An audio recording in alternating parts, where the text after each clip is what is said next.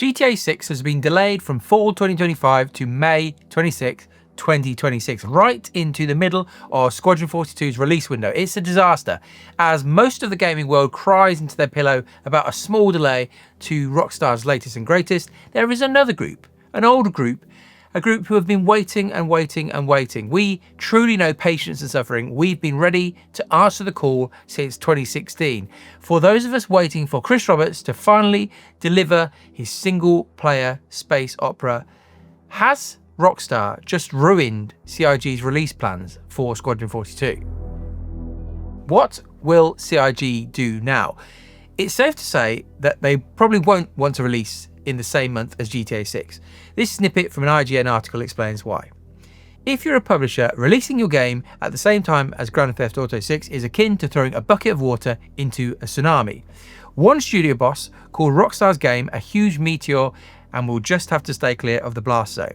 While another question before the delay, if we move out of 2025, what if Rockstar do too? Unfortunately, that's what's happened.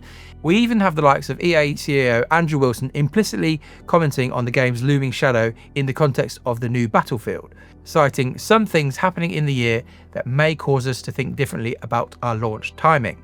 But as the article goes on to point out, there are examples of games doing very well up against huge releases. The Oblivion remake has just appeared out of nowhere, but it's basically been overshadowed by everyone's new favourite game, Expedition 33.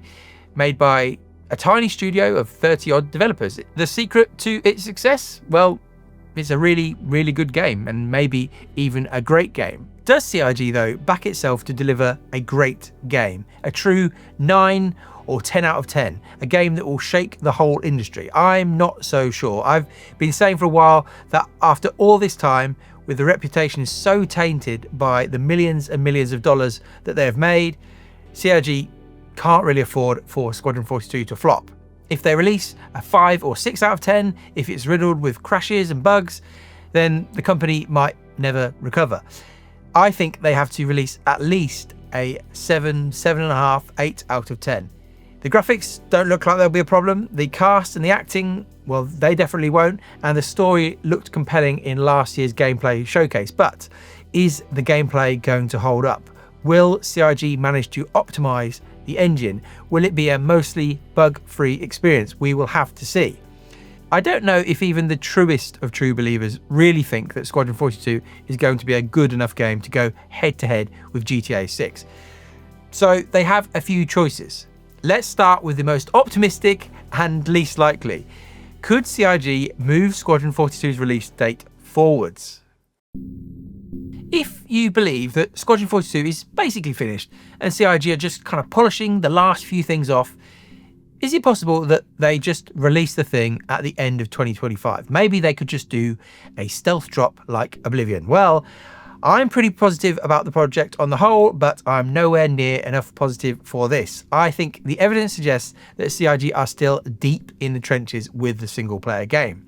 The only actual gameplay that we've seen that wasn't a trailer or from years and years ago was the gameplay reveal from last CitizenCon. Now, this was played live in front of us and multiple crashes proved that it was live.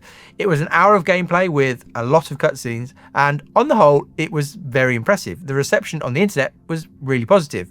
But this was one chapter or level of the game.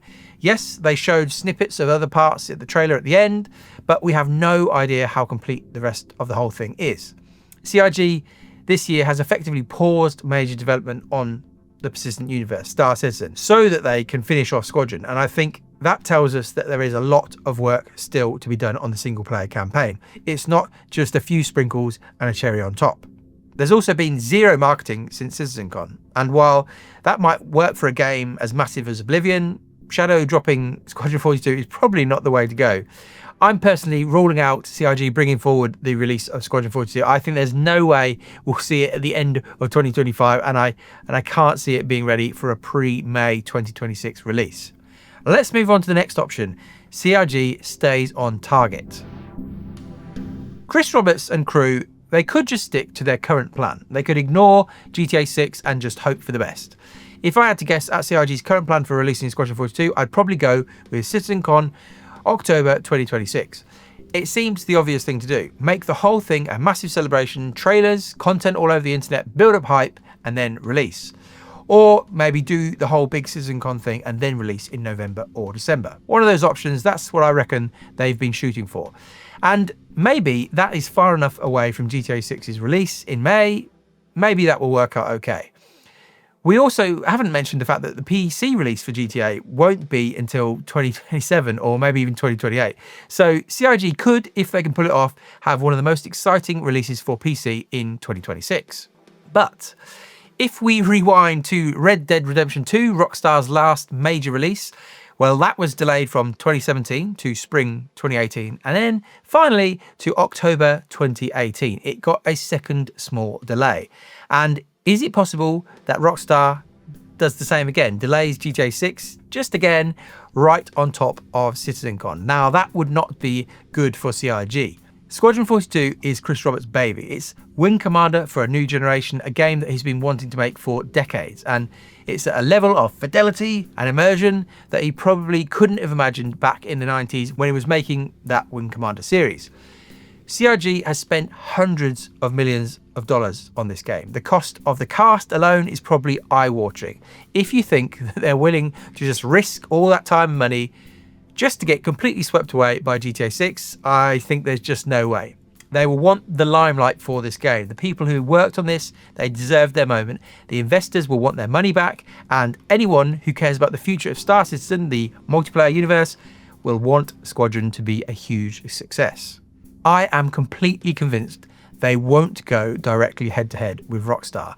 And so that leads us to our last option. CIG could delay Squadron to 2027. Now, delaying Squadron to 2027 would not be a great look for CIG. For a game that is jokingly always referred to being 2 years out, another delay would be a bit of a dagger to the heart of a community who finally thought 2026 was actually going to be the year.